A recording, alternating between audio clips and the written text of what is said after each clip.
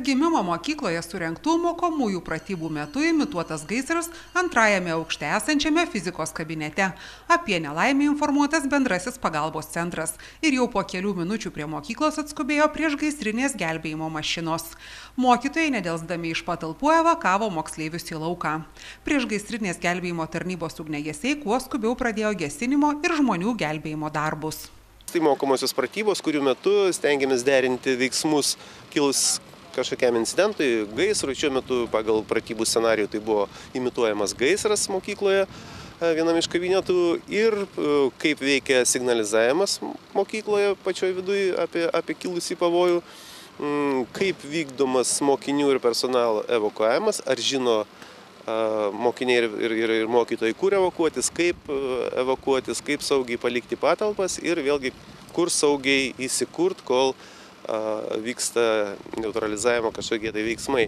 Viskas pratybų metu vyko sklandžiai, pamatėm dar naują įrenginį, kaip evakuoti žmogų iš viršutinių aukštų, panaudojant specialų vežimėlį, kai tiesiog ant rankų jį būtų išnešta ugniagesiams. Galbūt sunkokas šiek tiek, tai toks techninis įrenginys, matėt ko gero jo veiksmą, kuris palengvintų ir saugiai, ir greičiau evakuoti žmogų.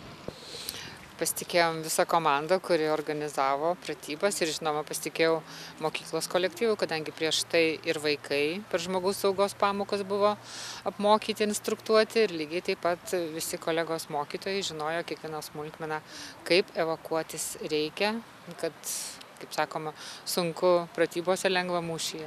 Klausimas labai trumpas, kokiu tikslu yra organizuojami panašus renginiai ir kuo yra naudingi? Panašus renginiai kaip šis yra tikrai organizuojami su tuo, kad žmonės, ypač personalas ir vaikai, aišku, vaikai išeina, bet ypač personalas žinotų, kaip elgtis kilus ekstremaliai situacijai, gaisrui ar uždūminimui, ar ten kitiems atvejams. Aš manau, jie naudingi ir ateityje taip pat bus daroma kitose ugdymo įstaigose. Ir aš tikrai esu dėkingas visiems dalyvavusiems. Aišku, tai praktika, tai geriau nei teorija. Šiandien turėjom galimybę praktiškai parodyti mūsų įmonės produktą, tai yra evakuacinė kėdė, kuri yra pasitelkiama žmonių, neįgalių žmonių evakuacijai iš pastato. Kada reikia evakuotis lipant laiptais, kad tai tiesiog būtų atlikta saugiau ir greičiau. Buvo pasitelkta evakuacinė kėdė Rescue Chair. Ir kaip pačiam jausmas, nes teko ir pasėdėti toj kėdėj? Jausmas yra geras, esi užtikrintas saugumu, nes esi pririštas prie kėdės. Ugniagesiai, kadangi stiprus, taip kad jausmas yra geras ir saugu. Ugniagesiai gelbėjimo darbus vykdė pagal gelbėjimo darbų vadovo nurodymus. Gaisras greitai buvo likviduotas. Vieną žmogų ugniagesiai išgelbėjo naudodami evakuacinę kėdę.